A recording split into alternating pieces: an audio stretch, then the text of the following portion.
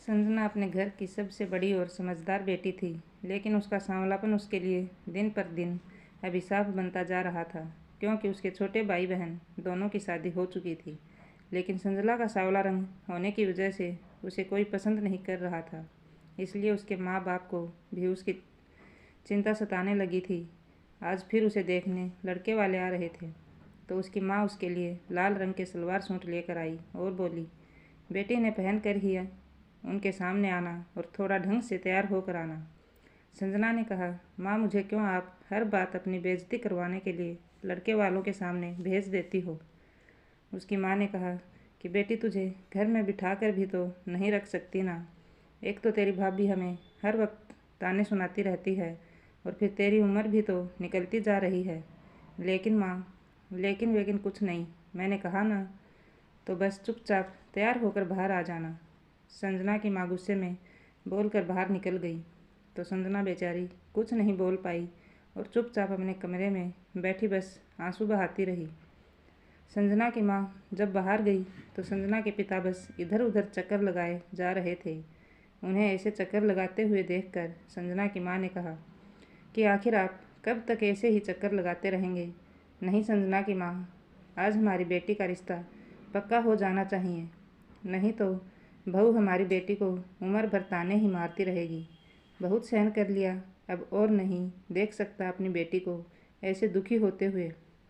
कुछ ही देर बाद एक बड़ी सी गाड़ी में लड़के के माँ बाप और खुद लड़का गाड़ी में से उतरे, तो दरवाजे पर संजना के माँ बाप हाथ जोड़कर उनके स्वागत के लिए खड़े थे। अंदर आते ही संजना के पिता ने कहा कि साहब, हमारी बेटी बहुत ही गुणी और समझदार है। जिस घर में भी जाएगी उस घर को स्वर्ग बना देगी। हर बात में निपुण है हमारी बेटी। तभी लड़के के पिता ने कहा, अच्छा जी, देखते हैं आपकी समझदार लड़की को ज़रा बाहर तो बुलाइए। तभी संजना अपनी भाभी के साथ चाय नाश्ता लेकर आती है और लड़के वालों को देखते ही उसके हाथ कांपने लगते हैं, क्योंकि उसे पता था कि ये लोग भी केवल उसके चेहरे को ही देखेंगे। जब संजना उनके सामने आई तो उसे देखते ही सबका चेहरा उतर गया। बात करते करते सब रुक गए। लड़के की माँ कमला जी कहती है, अरे यह तो बहुत काली है। भाई साहब आप ही देखिए, क्या ये हमारे बेटे के बराबर में बैठने के लायक भी है। आप तो अपनी बदसूरत बेटी को मेरे लाखों में एक हीरे जैसे बेटे के गले बांधने चले थे, पर हमें पसंद नहीं आपकी संजना। अपने पास ही रखिए ऐसी समझदार बेटी को। तभी संजना के पापा ने संजना से कहा कि बेटी तुम अंदर जाओ। जब संजना अंदर चली गई तब उसके पिता ने लड़के वालों से कहा कि साहब, मैं आपके सामने हाथ जोड़कर कहता हूँ, प्लीज़ मेरी बेटी के लिए ये रिश्ता मत ठुकराइए, नहीं तो बहुत बदनामी होगी हमारी। मैं आपको जितना कहेंगे उतना दहेज देने के लिए तैयार हूँ। तो लड़के के पिता राम सिंह जी बहुत ही लालची व्यक्ति थे। दहेज की बात सुनते ही कुछ सोचते हुए कहा, तो आप अपनी बेटी के दहेज में क्या दे सकते हैं। तभी संजना के पिता रमेश जी बोले कि जो आप कहेंगे साहब। उनकी ऐसी बातें सुनकर नवीन भड़क उठा है और अपने पिता से कहता है कि पापा, आप ये क्या बोल रहे हैं। तो लड़के की माँ कावेरी जी उसे कहती है, तू चुप कर, बड़े बात कर रहे हैं ना, तो छोटे बीच में नहीं बोलते। अपनी माँ की बात सुन नवीन गुस्से से बाहर चला गया। उसके जाते ही कावेरी जी बोली, फिर ठीक है, आप तो बस शादी की तैयारी करो जी। इतना सुनते ही संजना की माँ बहुत खुश हो गई और अंदर जाकर अपनी बेटी से बोली कि बेटी, आज तेरा रिश्ता पक्का हो गया है। तो संजना यकीन नहीं कर पाई और सोचने लगी कि उन्होंने तो मेरे सामने ही मेरे कालेपन पर सवाल उठाया था, फिर एकदम से राजी कैसे हो गए। संजना की माँ बोली कि ज़्यादा मत सोचो बेटी, उन्हें खुशी से हाँ किया है। घर जाकर नवीन कहता है कि आप लोगों ने ये क्या किया। मैं उस बदसूरत लड़की की दोबारा शक्ल भी नहीं देखना चाहता और आप लोग ज़िंदगी भर के लिए मेरे सर पर बिठा देंगे। तभी उसकी माँ बोली कि बेटा, वो लोग मनचाहा दहेज देने के लिए तैयार हो गए तो हमें और क्या चाहिए। एक बार अच्छा सा दहेज मिल जाए, फिर उस काली का क्या, नौकरानी बनकर घर का काम तो कर ही लेगी ना। तो नवीन ने कहा कि माँ, आप लोग दहेज के लालच में मेरी पूरी ज़िंदगी बर्बाद कर दोगे। अरे नहीं बेटा, बस एक बार दहेज ले लेते हैं, फिर तुम उस काली कलुट्टी के नज़दीक भी मत जाना। कुछ दिनों बाद संजना के पिता ने खूब धूमधाम से बेटी की शादी कर दी। संजना बड़ा सा घूंघट निकाले नवीन के साथ दरवाजे पर गृह प्रवेश के इंतजार में खड़ी थी। औरतें भी संजना का मुंह देखने के लिए बेसब्री से इंतजार कर रही थी कि कावेरी ने आखिर किस चांद के टुकड़े को पसंद किया है। तभी कावेरी जी संजना के कान में कहती है कि घूंघट बिल्कुल भी मत उठाना। नवीन को बहुत गुस्सा आ रहा था क्योंकि वो इस शादी के लिए बिल्कुल भी खुश नहीं था। वो संजना के साथ खड़ा होने पर भी घृणा महसूस कर रहा था। कावेरी जी बहू का गृह प्रवेश करवा कर घर के अंदर ले आई। सभी आस पड़ोस की औरतें कहने लगी, अरे कावेरी बहन, अब तो बहू की मुंह दिखाई कर दो, हम भी तो देखें कि आखिर आप कितनी खूबसूरत बहू लेकर आई हैं, हम नज़र नहीं लगाएंगे। ऐसा कहकर सारी औरतें हंसने लगी। कावेरी जी ने बहुत बहाने बनाए पर संजना का चेहरा नहीं छुपा पाई। जब औरतों ने जिद की तो कावेरी जी ने झिझकते हुए संजना का घूंघट उठाया। घूंघट उठाते ही सभी औरतें चौंक गई और बोली, ये क्या कावेरी बहन, अपने राजकुमार बेटे के लिए किसे उठा लाई तुम? औरतों की ये बातें नवीन को बहुत ही शर्मिंदा कर रही थी। रात को जब संजना कमरे में आई तो नवीन गुस्से में लाल पीला होकर बेड पर बैठा था। संजना जैसे ही बेड पर बैठने लगी तो नवीन ने उसे धक्का देते हुए कहा कि तेरी हिम्मत भी कैसे हुई मेरे बराबर में बैठने की? तेरी औकात ज़मीन पर ही है और आज से तुम वहीं सोएगी, मेरे पास आने की कोशिश भी मत करना। तभी संजना रोते हुए बोली, फिर शादी ही क्यों की आपने? चुप कर काली कलूटी, बाहर इतनी बेइज्जती करवा कर भी मन नहीं भरा क्या तुम्हारा? नवीन चिल्लाकर बोला और बेड पर सो गया। संजना वहीं नीचे रोते रोते सो गई। सुबह उठकर फ्रेश होकर किचन में गई और नवीन के लिए चाय बनाने लगी।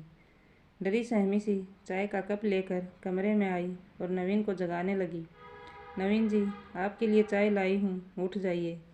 नवीन आंखें मसलते हुए उठा और संजना को सामने खड़ा देखा तो आंखें गुस्से से लाल हो गई। संजना फिर से धीमे स्वर में बोली, नवीन जी चाय पी लीजिए। तो नवीन ने चाय का कप उसके हाथ से छीनकर उसी के हाथ पर डाल दिया। गर्म चाय से संजना का हाथ जल गया और वो चिल्लाई तो सास दौड़ कर आई और बोली, क्या हुआ, क्यों चिल्ला रही हो सुबह सुबह? संजना रोते हुए बोली कि इन्होंने गर्म चाय से मेरा हाथ जला दिया है। तभी कावेरी जी गुस्से से बोली, चुप कर कलूटी, तुझे किसने कहा था सुबह सुबह मेरे बेटे को अपनी बदसूरत शक्ल दिखाने के लिए? सारी चादर खराब कर दी, ये रोना धोना बंद कर और इसे साफ कर। नवीन बेटा, तेरे लिए गर्म नाश्ता बनाया है, जल्दी से नहा धोकर के डाइनिंग टेबल पर आ जाना, कहकर कावेरी जी बाहर चली गई। संजना ने अपने जले हाथ पर थोड़ी दवाई लगाई और फिर काम में लग गई। क्योंकि उसके आंसू देखने वाला कोई नहीं था, मन हल्का करने के लिए अपनी माँ को फ़ोन किया और बोली, माँ नवीन जी मुझे बिल्कुल भी पसंद नहीं करते। तो माँ ने कहा, बेटी अभी कल ही तो शादी हुई है, धीरे धीरे सब ठीक हो जाएगा, तो उन्हें सज संवर कर रिझाने की कोशिश कर, उनके दिल का हाल चाल जान। इतना कहकर उसकी माँ ने फ़ोन रख दिया। दूसरे दिन संजना सज धज कर नवीन के पास गई तो नवीन लैपटॉप देख रहा था। तो वो धीरे से बोली, देखो जी मैं कैसी लग रही हूँ। नवीन ने उसकी कलाई ज़ोर से पकड़ी और आईने के पास ले जाकर कहा, देख लो अपनी बदसूरत शक्ल कैसी लग रही हो, और फिर से मेरे सामने आने की कोशिश भी मत करना, चली जाओ मेरी नज़रों के सामने से। इतना कहकर वह कमरे से बाहर चला गया और संजना वहीं बैठकर रोती रही। 2-3 दिन बाद नवीन के कुछ दोस्त आए तो नवीन ने उन्हें बाहर बगीचे में ही बैठा दिया। उनमें से एक दोस्त ने कहा, यार नवीन, तुमने शादी भी कर ली और बुलाया भी नहीं। तभी दूसरे दोस्त ने कहा, चल यार, शादी में तो नहीं बुलाया लेकिन भाभी जी से तो मिला दे। तो नवीन परेशान हो गया और सोचने लगा कि अगर अब उस बदसूरत से इनको मिलाया तो पूरे ऑफिस में मेरी बेइज्जती हो जाएगी।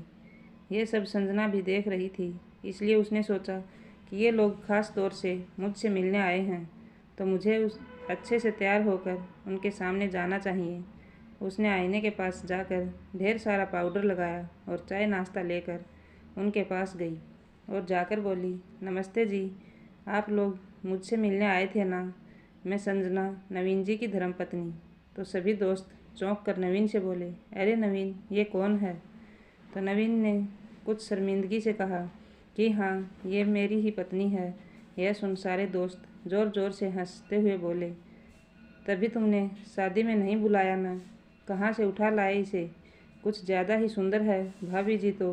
तभी नवीन ने तेज़ आवाज़ से संजना को कहा कि अब मेरा मुंह क्या देख रही हो, जाओ यहाँ से। संजना सभी को आश्चर्य से देख रही थी कि इतने पढ़े लिखे होकर भी सब लोग सुंदरता को ही महत्व देते हैं। क्या मन की सुंदरता कोई मायने नहीं रखती? रोती हुई अंदर चली गई। रात को नवीन शराब पीकर घर लौटा तो शराब के नशे में वह संजना के बहुत नज़दीक आ गया। सुबह जब नवीन की आंखें खुली तो संजना बेड पर बैठी थी। उसे बेड पर देखते ही नवीन ने उसे धक्का दिया और कहा, दूर हटो यहाँ से। तो संजना बोली, लेकिन रात को आपने शराब के नशे में। उसकी बात पूरी होने से पहले ही नवीन बोला, रात गई बात गई, अब अपना मुंह बंद करो, समझी। कुछ दिनों बाद संजना की माँ का फ़ोन आया। तभी कावेरी जी संजना के पास आकर बोली, अपनी माँ को कहो कि कुछ रुपयों की ज़रूरत है तो भेज देंगे। तो संजना आश्चर्य से उनकी तरफ देखने लगी। तभी कावेरी जी फिर बोली, ऐसा क्या देख रही हो? उनके सर के इतने बड़े बोझ को उतारा है हमने, तो अब क्या वो इतना भी नहीं कर सकते? तभी अचानक संजना का जी मिचलाने लगा तो उसने तुरंत माँ का फ़ोन काटा और जल्दी से बाथरूम में जाकर उल्टियाँ करने लगी। ये देख कावेरी जी चौंक गई और जाकर संजना की चोटी पकड़कर उसे खींचते हुए बाहर लाई और बोली, ये किसका पाप ले आई रे? कल उठी तुम। मेरा बेटा तो तुझे देखना तक पसंद नहीं करता। तभी वहाँ नवीन भी आ गया और बोला, मुझे कोई फ़र्क नहीं पड़ता माँ, ये बच्चा चाहे किसी का भी हो, लेकिन इसे गिराना ही पड़ेगा। तभी संजना गिड़गिड़ाते हुए बोली, नहीं माँ जी, यह इसी घर का चिराग है। मैं नवीन जी के अलावा किसी दूसरे के बारे में कभी सोच भी नहीं सकती।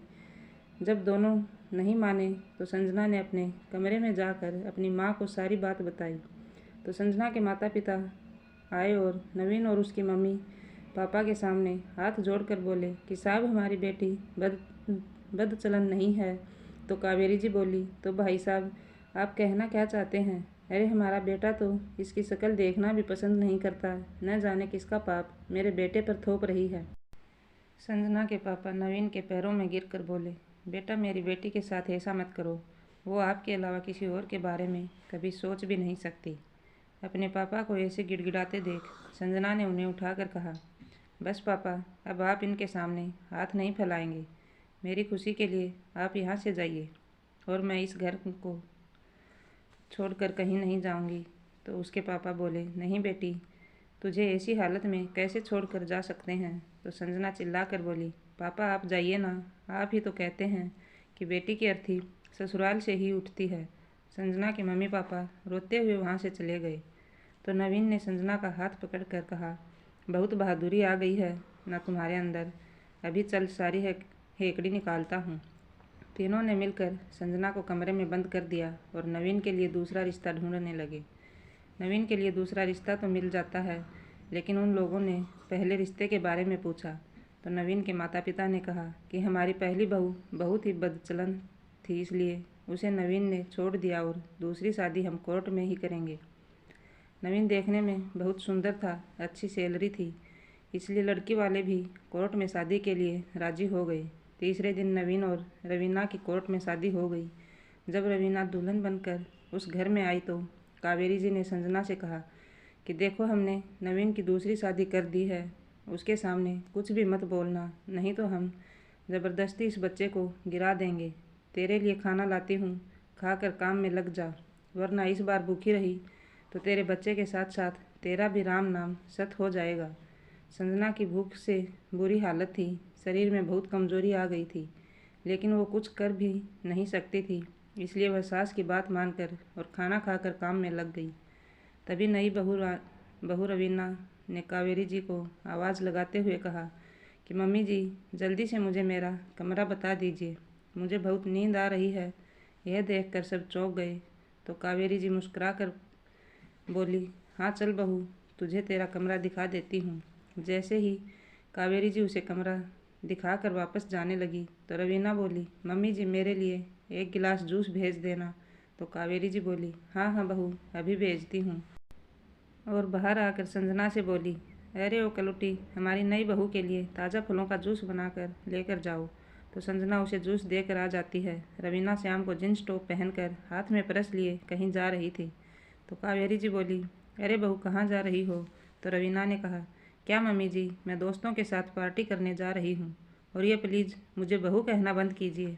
यह कहकर उसके पापा ने जो गाड़ी दी थी वो लेकर चली गई। कावेरी जी की हिम्मत भी नहीं हुई कि उसे रोक सके। बहुत देर हो गई बेटा, रवीना बहू अभी तक नहीं आई, कावेरी जी ने नवीन से कहा। तो नवीन भी चिंतित होकर कहता है, आपको जाने ही नहीं देना चाहिए था माँ। आज उसे बोल ही दूंगा कि अब शादी के बाद ये सब नहीं चलेगा। रात को 2 बजे रवीना घर आई तो वे सब लोग रवीना के इंतज़ार में जगे हुए थे।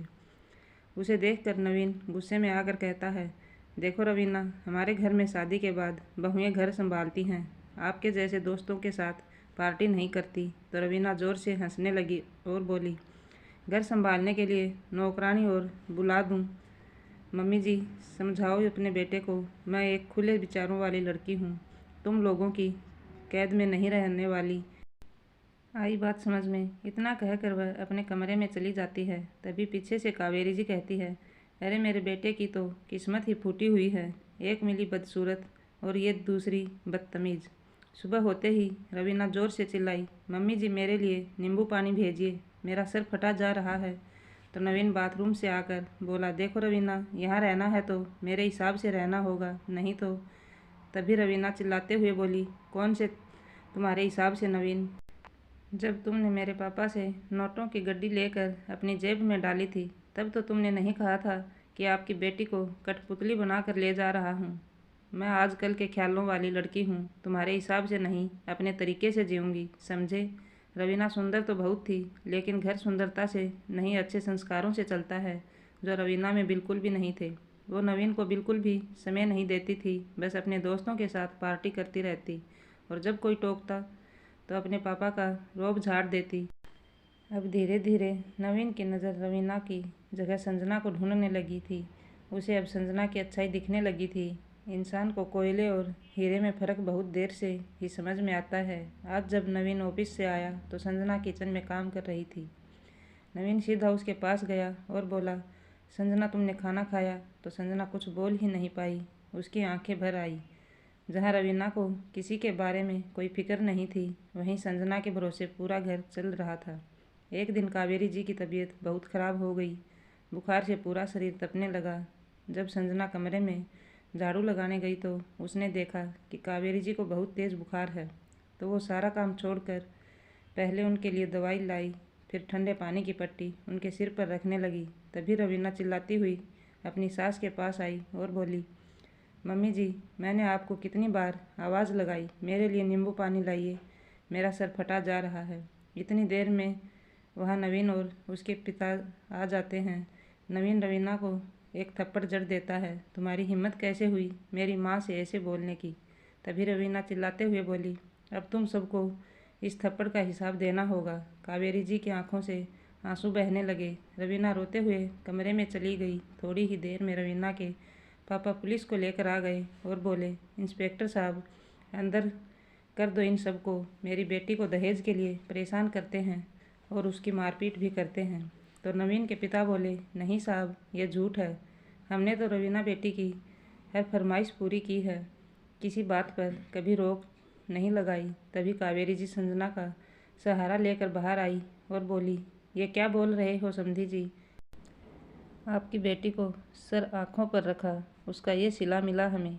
और संजना की तरफ देखकर बोली, जिसको हमारी शिकायत करनी थी उसने तो कभी एक शब्द भी नहीं कहा, बस चुपचाप सहती रही। कहते हुए कावेरी जी की आंखें भर आई। तभी नवीन भी आज पहली बार संजना को प्यार की दृष्टि से देखते हुए सोचने लगा कि संजना ने सिर्फ मेरे अंश को बचाने के लिए क्या कुछ नहीं किया, और मैंने हमेशा इसकी बेइज्जती की। भगवान बस एक मौका मिल जाए अपनी सारी गलती फिर से सुधारने का। अब मैं संजना और मेरे बच्चे को कभी तकलीफ़ नहीं दूंगा, मुझे सज़ा मिलनी ही चाहिए। तभी संजना आगे बढ़कर बोली, नहीं सर, मेरे मालिक लोग बहुत अच्छे लोग हैं, इन्होंने रवीना मैडम को बदतमीज़ी करने पर हाथ उठाया था। संजना को यह भी डर था कि इन्हें मेरी और नवीन की शादी के बारे में पता न चल जाए, नहीं तो एक और जुर्म सामने आ जाएगा कि पहली पत्नी के होते हुए दूसरी शादी कर ली। तभी रवीना भी अपने पापा से बोली, पापा अब आप इन पर लगाया केस वापस ले लीजिए, इन्हें जेल में नहीं भेजना मुझे। रवीना के पापा केस वापस ले लेते हैं और इंस्पेक्टर साहब वहाँ से चले जाते हैं। तभी रवीना संजना के पास जाकर उसके गले से लग जाती है तो सभी घर वाले और संजना हैरानी से रवीना को देखने लगे। रवीना आंखों में आंसू लिए लिए हुए बोली, संजना इन लोगों को बस यही दिखाना था कि तू दिल की कितनी अच्छी है। संजना बोली, मैं कुछ समझी नहीं रवीना मैडम। मैडम नहीं, तेरी वही बचपन की सरफिरी दोस्त सालू। तभी संजना बोली, सालू जो बचपन में अमेरिका चली गई थी, उसके जाने के बाद मेरी कभी कोई दोस्त ही नहीं बनी। तभी रवीना बोली, हाँ मैं वही सालू जो बचपन में ही तुझे कलूटी बोलने वाले के दांत खट्टे कर दिया करती थी। तभी संजना चौंकते हुए बोली, तू और नवीन जी से शादी? अरे संजना, मुझे पूरी बात तो बताने दे।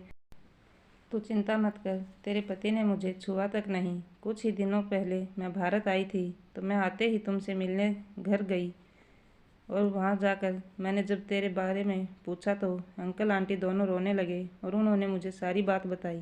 तो पहले तो मैंने सोचा कि तुझे टॉर्चर करने के जुर्म में इन लोगों को जेल में डलवा दूं, लेकिन फिर ये सोच कर रुक गई कि अगर जेल में डलवा दिया तो इन लोगों को कैसे पता चलेगा तेरी अच्छाई का, जो तुझे बदचलन बोल रहे थे। इन्हें बताना भी तो ज़रूरी था कि जिस औरत ने घर से बाहर कभी कदम ही नहीं रखा, जो देवता की तरह अपने पति को पूजती है, अगर वो बदचलन है तो रवीना जैसी बिगड़ी हुई अमीर लड़की जो रात भर दोस्तों के साथ शराब पीती है, उसको ये लोग क्या कहेंगे। मुझे आंटी ने बताया कि तुम नवीन जी से कितना प्यार करती हो और ये तेरे सांवलेपन की वजह से अपने बच्चे तक को नहीं अपना रहे।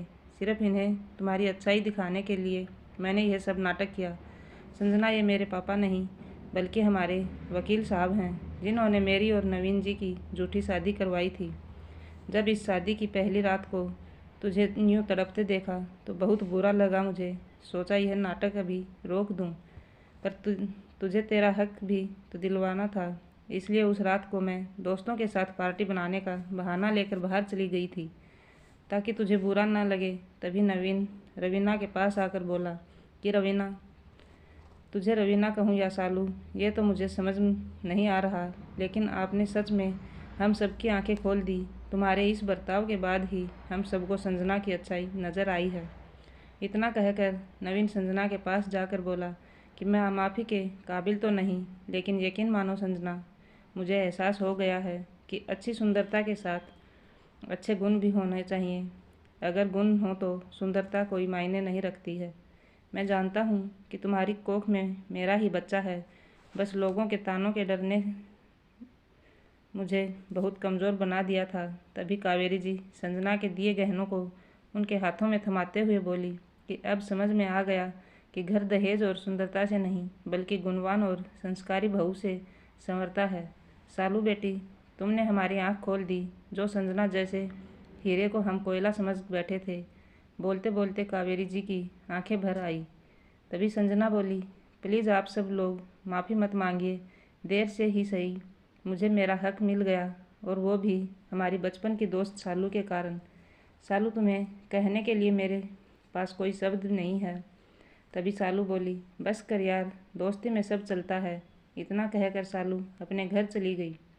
शाम को नवीन के पिता ने संजना के पिता को फ़ोन किया और बोले, आपने सही कहा था समधी जी, आपकी बेटी जहाँ जाएगी घर को स्वर्ग बना देगी। इतना सुनते ही संजना के माता पिता भी खुश हो गए कि चलो देर से ही सही, लेकिन हमारी बेटी को उसका अधिकार मिल ही गया। तो दोस्तों, आपको हमारी कहानी कैसी लगी कमेंट करके ज़रूर बताएं। कहानी अच्छी लगी हो तो प्लीज़ वीडियो को लाइक करें, शेयर करें, और अगर हमारे चैनल पर नए हैं तो प्लीज़ हमारे चैनल को सब्सक्राइब ज़रूर करें।